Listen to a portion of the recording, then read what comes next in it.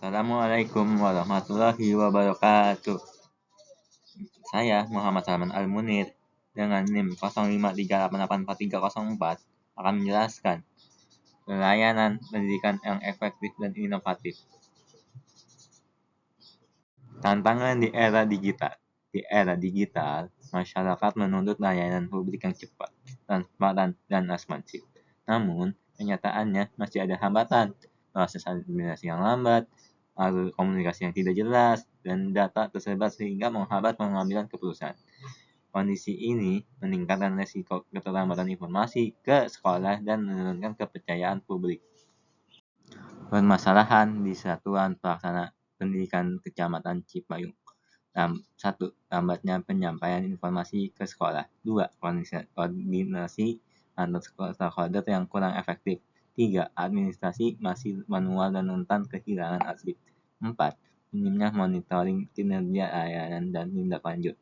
Akibatnya, efisiensi menurun, keterlambatan keputusan, dan beban kerja administrasi bertambah. Solusi sistem pelayanan pendidikan digital terintegrasi. Solusi yang diusulkan menggabungkan komunikasi resmi, arsip digital, formulir online, dan dashboard monitoring untuk mempercepat koordinasi serta meningkatkan transparansi. WhatsApp resmi pelayanan, saluran komunikasi cepat untuk pengumuman verifikasi berkas dan notifikasi waktu nyata. Arsip digital, Google Drive atau Cloud, penyimpanan terpusat, versi dokumen terkontrol, dan akses berbasis peran untuk keamanan data.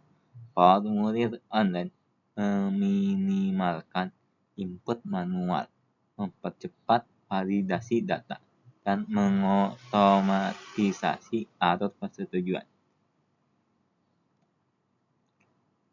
Dashboard monitoring, visualisasi KPI pelayanan, status pengajuan, dan laporan berkala untuk pengambilan keputusan. Landasan teoritis, inovasi pelayanan publik. Inovasi publik bertujuan meningkatkan efektivitas, efisiensi, dan kualitas layanan.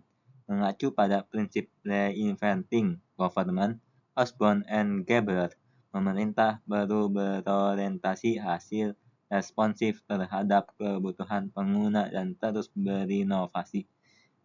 1. Orientasi hasil, result oriented. 2. Efisiensi melalui digitalisasi proses. 3. Perlibatan stakeholder untuk pelayanan yang relevan.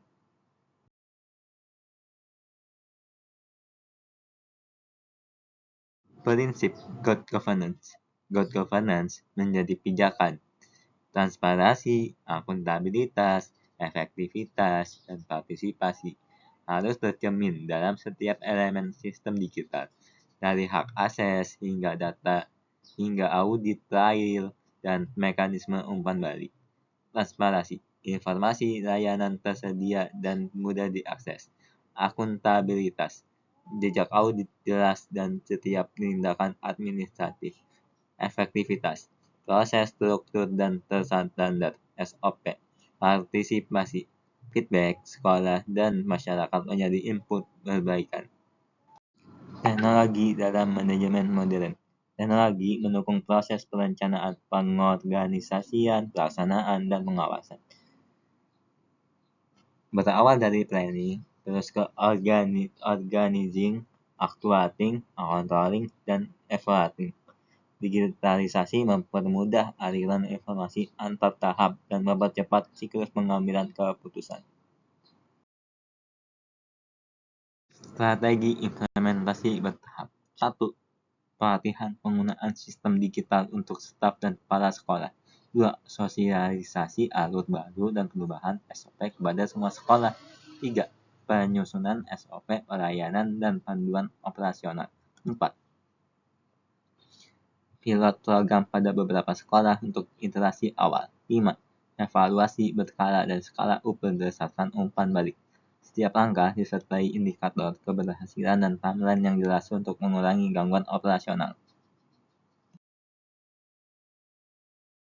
Dampak positif yang diharapkan.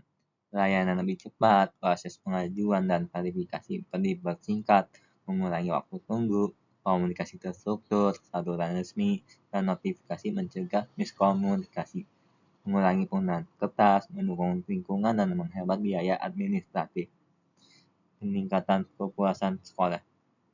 Respon lebih cepat dan transparansi meningkatkan kepercayaan, tata kelola lebih baik, akuntabilitas dan audit trial mendukung governance yang sehat.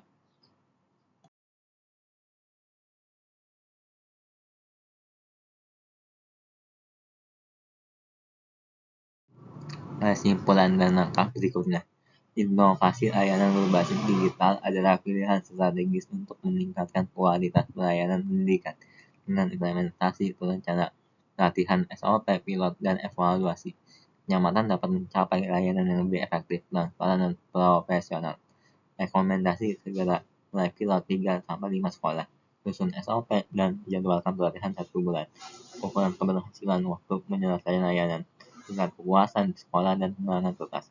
Siapapun yang memimpin implementasi harus memastikan dukungan teknis, anggaran minimal, dan mekanisme umpan balik berkelanjutan.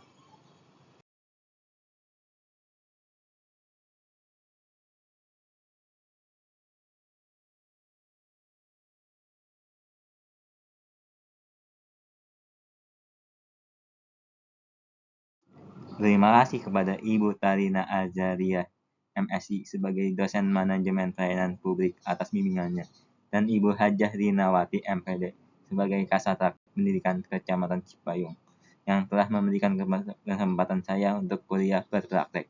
Wassalamualaikum warahmatullahi wabarakatuh. Sekian, terima kasih.